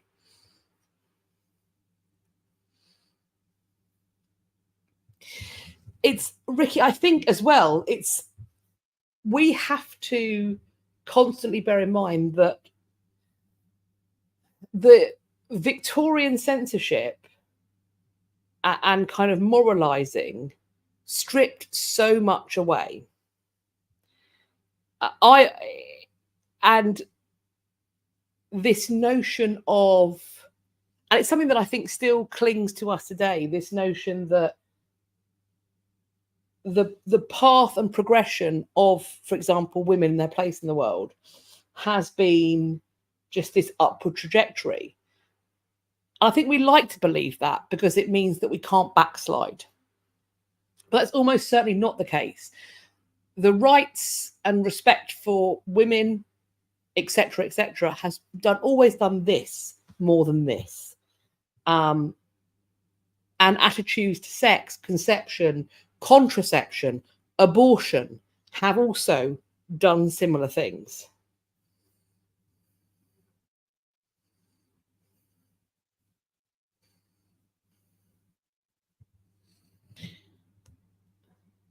Rare 17th century paper cutouts have been found beneath the floorboards of a Tudor house. It's thought that these were likely created by schoolgirls. And this is at Sutton House, a 500-year-old Tudor manor in Hackney, East London. Workers have salvaged hundreds of pieces of ephemera from under the floorboards and have stored them in bags. This includes this rare group of paper cutouts created during the 17th century when Sutton House was a school for girls. 8 of these have now gone on display at the National Trust property. They're only about an inch or so in size. They've got a hen woven with pink and green silk, intricate hand-folded star, a coloured-in fox, and they point out that examples of paper cutting from this period are rare due to the fragility of the paper and the fact that paper cutting as a pastime was, frankly, in its infancy 350 years ago. This was a craft taught to girls alongside reading, writing, housekeeping, music, embroidery, and needlework. It's a means for girls to exhibit their taste and dexterity. It involves usually cutting out designs from books using tiny pairs of scissors, knives, pins, and sometimes a magnifying glass.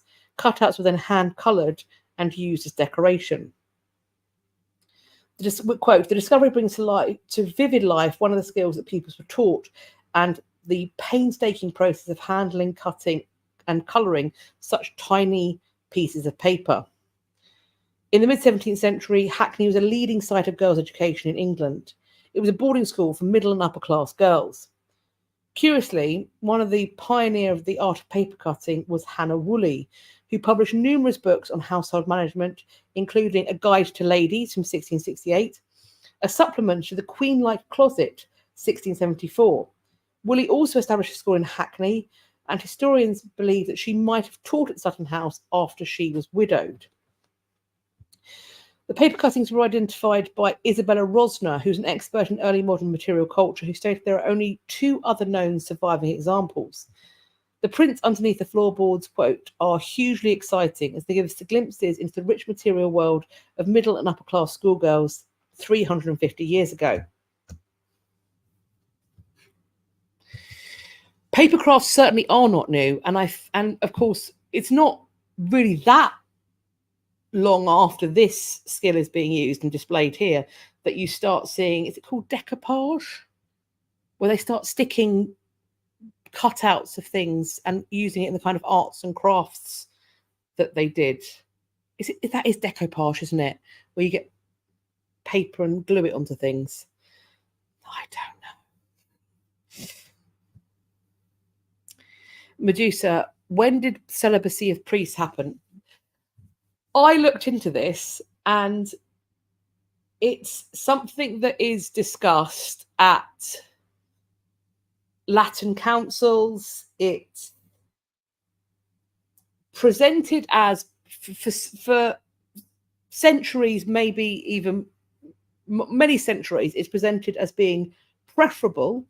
It's being desirable by many church fathers, but it doesn't appear to be absolute sacrosanct rule, but it's being practiced. So question.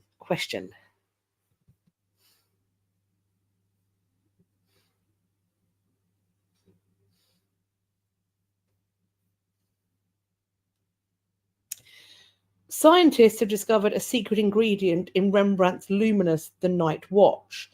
They finally figured out how he achieved the lustrous sheen effect in his iconic work, and it is, ding, ding, ding, arsenic! This naturally occurring toxic chemical was first discovered in the painting during Operation Night Watch, an ongoing project conducted by scientists at the Rijksmuseum at the University of Amsterdam. The operation focused on intense and technological examination of this masterpiece using non-invasive analytical imaging techniques such as X-ray scans, along with paint sample research. A massive painting. It measures 12 by 14.5 feet. It depicts a group portrait of the Civic Guard Company transformed into a dynamic drama by Rembrandt's masterful shadow play. The arsenious pigment was found in Van Rutenbroek's embroidered garments, lending them a distinct sheen. This is the central figure of this painting. You've got Captain Frans Bannock Kock dressed in black, with his lieutenant, William van Ruitenberg, standing to his left, dressed in the champagne-coloured coat. This discovery was published in a journal article in Heritage Science. They had initially thought that Rembrandt used orpiment for the yellow hues and realgar for the red hues in the details of the Night Watch. However, they discovered the presence of para-realgar and semi-amorphous para-realgar, both arsenic sulfide minerals in this area of the painting. They then concluded that Rembrandt blended these arsenic sulfide pigments with other pigments to create a realistic golden luster.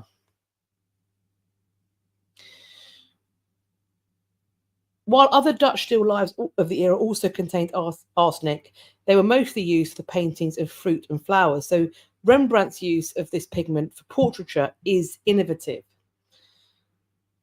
Rembrandt was the foremost portrait artist of the Dutch Golden Age, with the Night Watch being his largest and most celebrated artwork. He set a trend in Dutch art by painting every individual of a group engaged in their own action. The masterpiece was rediscovered last year after being missing. A Rembrandt masterpiece was rediscovered last year after being missing for almost 75 years. Even centuries later, the Dutch master's secrets continued to be revealed.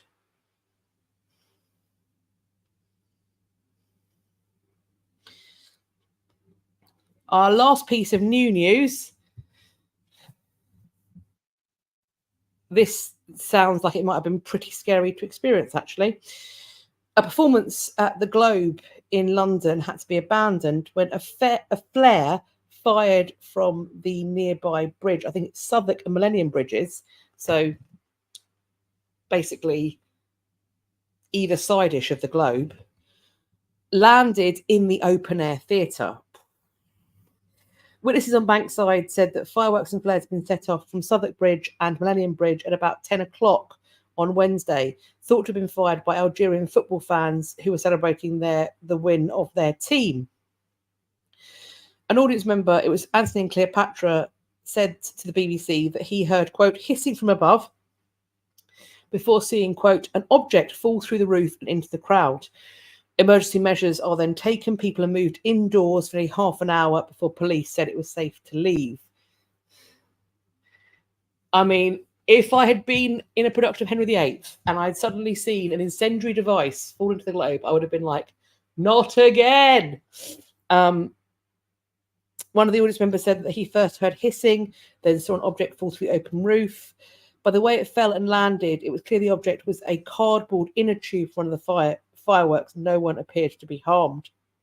They were told there's no immediate cause for concern. The situation had been handled very well. It's believed that football fans set them off, celebrating the 103rd birthday of the Algerian team Mouloudia Club d'Alger. Shakespeare's Globe said that following release of the fireworks on Millennium Bridge, the Globe was immediately locked down. A spokesman said they could confirm a flare landed in the theatre and was safely removed. The theatre, we're told, was, quote, continuing to gather facts regarding exactly what happened, that the Globe box office will be in contact with all audience members who attended the performance. The Globe reopened as usual on Thursday and said no future performances had been affected.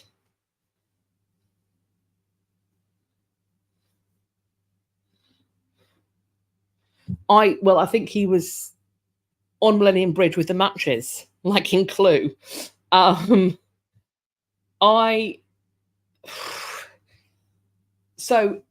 I believe it was after the Great Fire of London, that is my understanding, it became prohibited to have a thatched roof in London.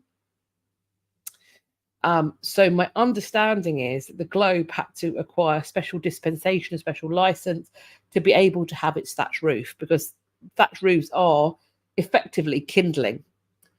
Or in order to get that dispensational license, they had to install an incredibly advanced sprinkler system into the roof. So I think that even if the flare had landed on the roof, it probably would have been fine. But also, let's not... to be honest, I don't know why we are allowed to sell gunpowder to civilians to just sort about with 5 cellars deep. What is happening here?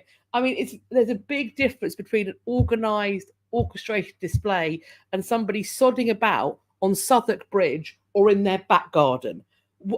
It baffles me that this is legal. Baffles me.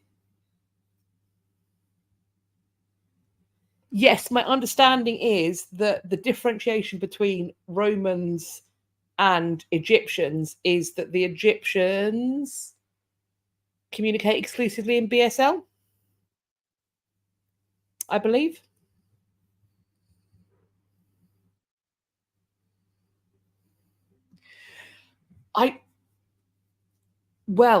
Yes, but I don't think that all Roman players need to be punished for the sins of Caesar and Alexandria.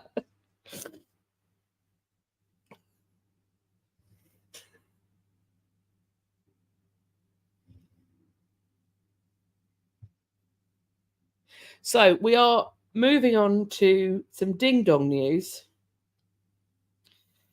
Buckle up. A botched restoration in a Spanish church yields an uncanny cherubim. This is the cherubim of Soria's Hermitage of the Virgin of Miron. Soria Patrimonio, a group dedicated to the preservation of cultural heritage in the Spanish city, has asked what is going on with this botched restoration. They've put up some before and after photos capturing the Baroque hermitage of Our Lady of Miron Church in Soria, which was built in the 18th century ruins of a Romanesque building. Not only has the restoration added a pink trim to the once white walls, you can see the side by side there, they've also left a cherubim looking much paler and, as they point out, weirder. The new cherubim are ghostly white with bright red lips, uncanny eyes and eyebrows, disproportionate legs and arms, which is in comparison to the untouched cherubim still visible in the church. One cherub looks like it's wearing a column as a backpack. The restoration, we're told, reminded some of the infamous Monkey Christ in Spain from 2016. The Spanish Association of Conservationists and Restorationists have demanded quick answers from the Castile and Leon region. Quote, until qualified professionals supervise and execute our cultural heritage, we must remain attentive to the unforeseen. That group released a statement outlining the proper protocol for restoration projects on cultural monuments, which the Hermitage is classified as. And there is a reference to a recent law in the Castile and Leon region requiring only qualified professionals under supervision to construct restoration projects such as the one on the Soria Hermitage. It's not been mentioned whether or not the restorer of this building constituted a qualified professional under those guidelines. Fiercer regulations have been advocated for since the whole Monkey Christ situation. And as well, there were apparently 2 horrifying renditions of the Virgin Mary in 2020. I mean, I'm not going to lie, those are some deeply upsetting cherubs.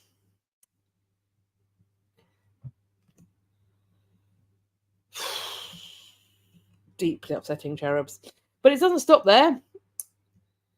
Some genius from the UK has vandalised a house in Pompeii, carving the initials of his name and his daughter's onto a world-famous UNESCO World Heritage Site.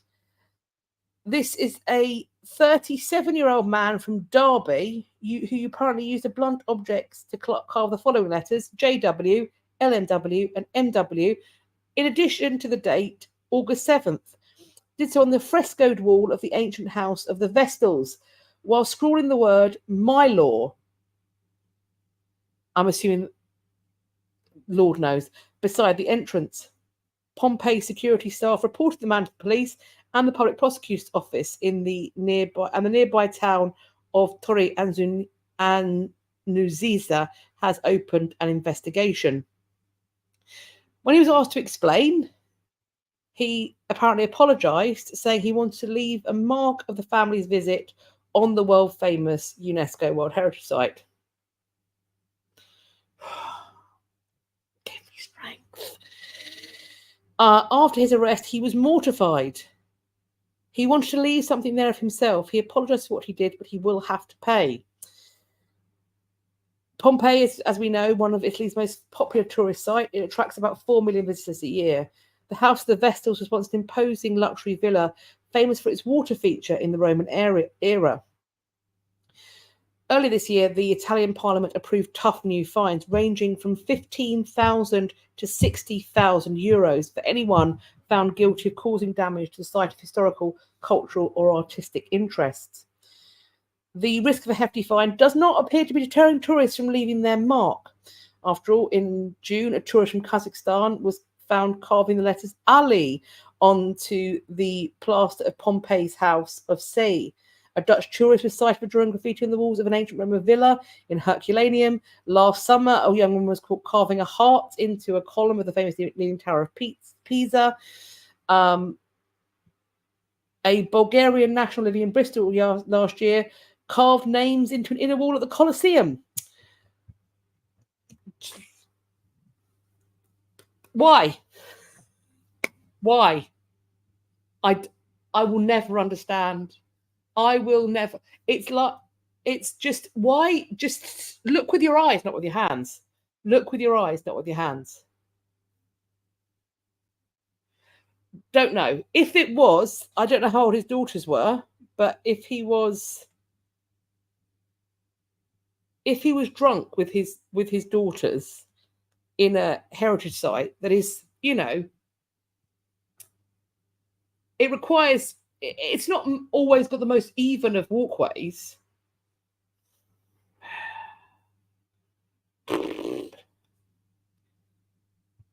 I mean, Brian, you can't find a volcano, but you can find a 21st century fool who comes in and starts scratching at the walls. I mean, what a ridiculous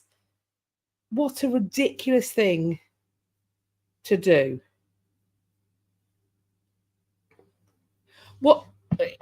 All historical sites across the globe are increasingly, particularly the ones that are well funded and much visited, more and more they are some of the most heavily surveilled sites on earth.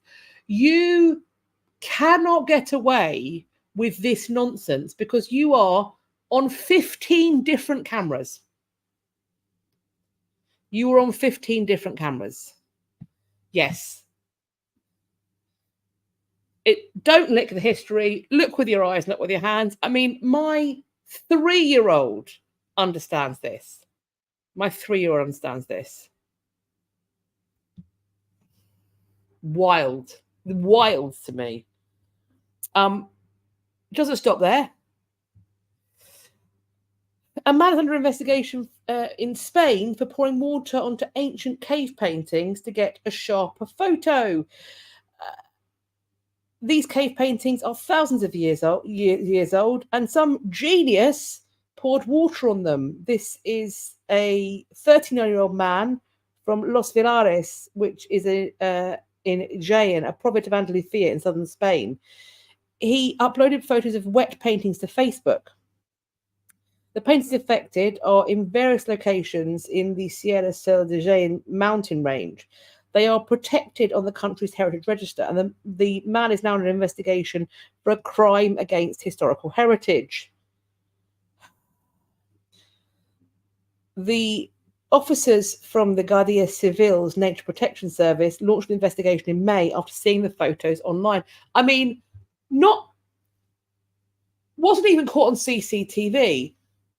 Literally outed himself in 4K.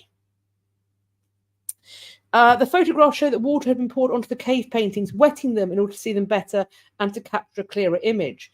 These were paintings made on limestone, which contains water-soluble salts. When water is poured on the painting, these salts dissolve and then come to the surface. When the water evaporates, it leaves a crust that causes irreparable damage to the paintings.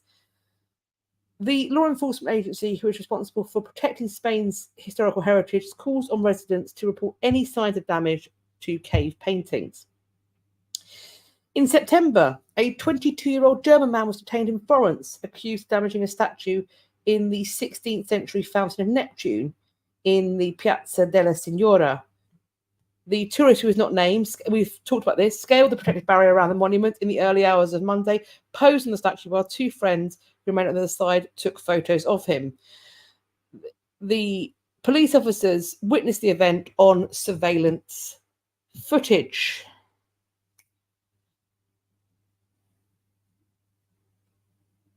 Why?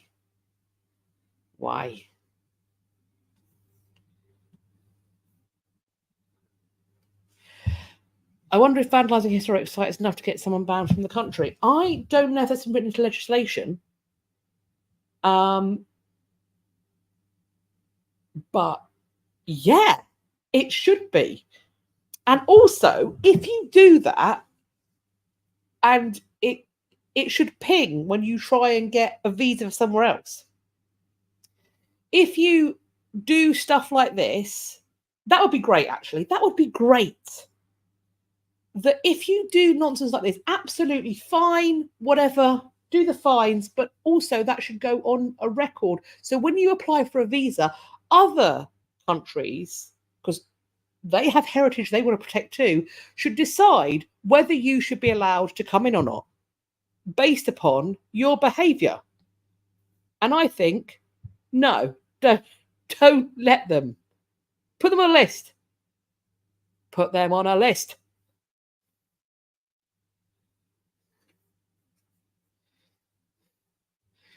So you appreciate my camera perspective purposefully matching the perspective of the photo, use the backdrop behind it. I would love to say I did that as a plan. I did not, but thank you very much. I agree, Jules. You shouldn't. In the age that we are living in, where we want to be careful of our environment, travel to sites is a privilege. And if you can't behave yourself, then you lose the privilege. That is, as I say to my son, do you want a consequence? This is the consequence. This is FAFO. FAFO. Oh, criminal. These are the folks putting their bare feet in your face on the plane. I don't.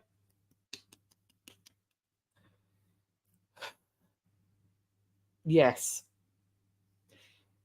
There should be a list for that too. There should be a list for that too.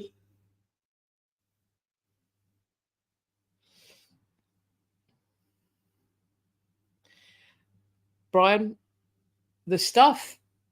Samuel Pepys. Samuel Pepys would be on a list for a lot of things.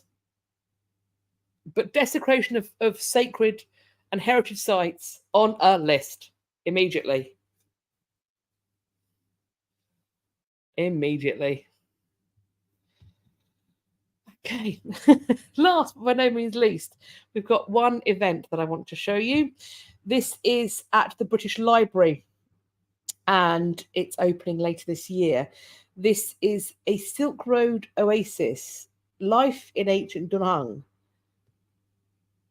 The exhibition is including the following highlights. They've got the Diamond Sutra, which dates to 868 CE. It's the world's earliest complete book, printed book with a date. They have got the Dunhuang star chart, the earliest known manuscript atlas. They've got the old Tibetan annuals, the earliest surviving historical documents in Tibetan. And there's also going to be a manuscript fragment dating to the 9th century about Zoroaster or Zarathustra. So it's nearly 400 years older than any other surviving Zoroastrian scripture. So that sounds fascinating. Absolutely fascinating. And the British Library is in need of our support after what they're still not completely back after their cyber attack.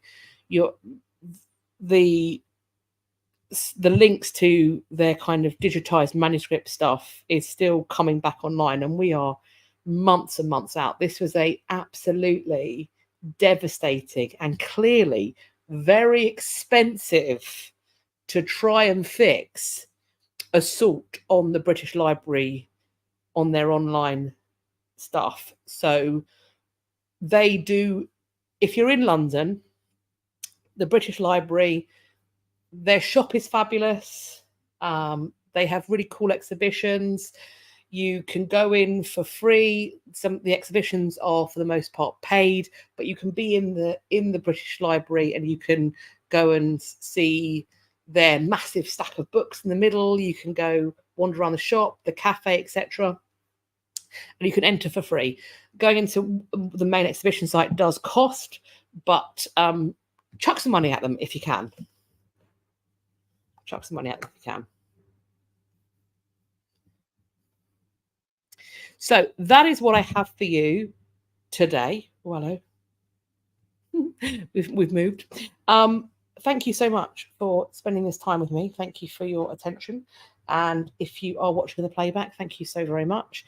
I think I'm going to be okay to do one more History News live. So we'll see how August. I'm going to be honest with you. By the time I get into History News live in September, I am going to be so close to having this baby that I think I'm going to possibly have to pause the History News lives. Please do keep sending me your background pictures, your news items. I will, as soon as I'm able to sit and think, even closer think, I will be back, because I love doing these. But I'm also going to be honest that I'm probably going to need a bit of a break. But I'll let you know what's going on. Please do keep your eyes on the community tab on YouTube. I will let you know what the plan is, but I'm fairly sure that in a fortnight we will be back, perhaps though for the last one. In the meantime, thank you so much. Please do make sure that you have subscribed to the channel. And if you think you're subscribed, have a little check. While you are there, please also hit the bell icon that sits beside the subscribe button, and then select all in the drop down that will appear. And that way YouTube claim they will tell you when I've next uploaded, but also when I'm next going live. If you liked this video, please do hit the thumbs up and let your pals know about it. Let them know about my channel as well. Do check out my website. I've got a mailing list. It tells you, and that way I can tell you about things more upfront, and we don't have to deal with YouTube sometimes having snafus. I think that's everything. I will see, hopefully, some of you for the premiere on Friday, and hopefully as well in a fortnight for some more history news. So please do take care of yourself. I hope you have a lovely rest of your Monday, or indeed if it's Tuesday for you, and a fabulous rest of the week. I hope that if you are in England, you are not melting like I am. Let's fingers crossed for some cooler weather. Do take care of yourselves. And for me, it's bye-bye for now.